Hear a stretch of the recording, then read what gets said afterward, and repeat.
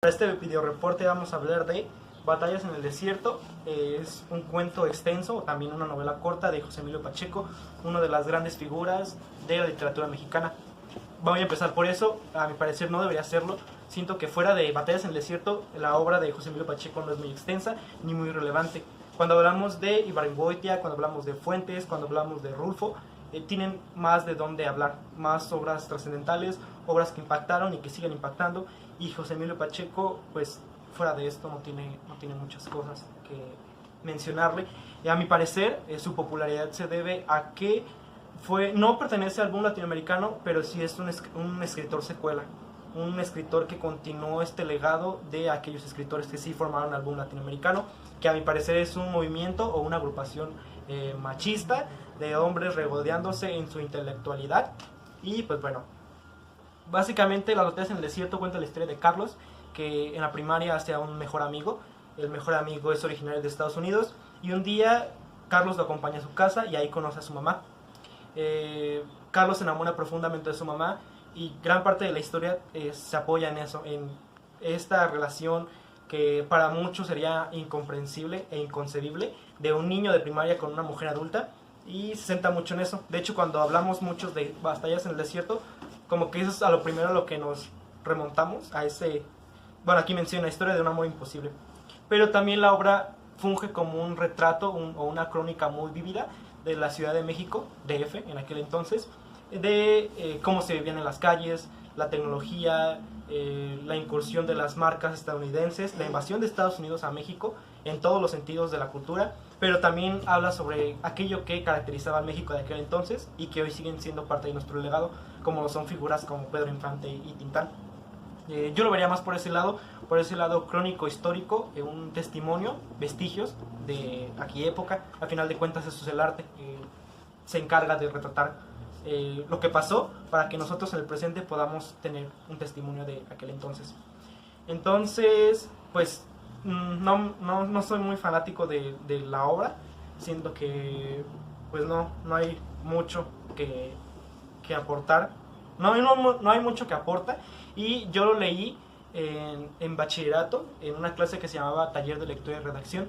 Fue una lectura obligada, era parte de la calificación. Y me parece que tengo varios conocidos, de hecho mi prima lo leyó en la secundaria, que igualmente fue una lectura obligada. Entonces, siento que podríamos considerar otros libros obligatorios en lugar de este libro. Siento que en parte lo selecciona la SEP por lo fácil que es una lectura muy comprensible, una lectura llevadera, y pues no es muy extenso, son escasas 68 páginas. Pero para la recomendación, porque quiero agregar una recomendación, Oliver, yo sé que me estás escuchando, y quiero hablar de una autora que a mí me gusta bastante, la acabo de conocer.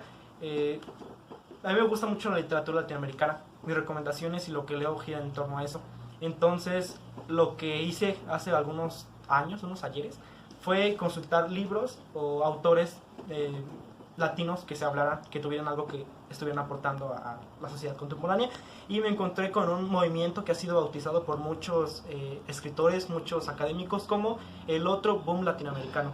Es algo muy interesante porque características de estos autores es que todos, bueno, o en su mayoría son mujeres, y son mujeres jóvenes, no son estas figuras consagradas como Vargas Llosa, ya sus 40 y tantos, 50 años, Octavio Paz. No, son mujeres jóvenes entre los 25 y 35 años que, gracias en parte a las grandes editoriales que les han dado la posibilidad de compartir su voz, están contando grandes historias impactantes e historias que están impactando en todo el mundo. Y ese es el caso de Las cosas que perdimos en el fuego, de Mariana Enríquez.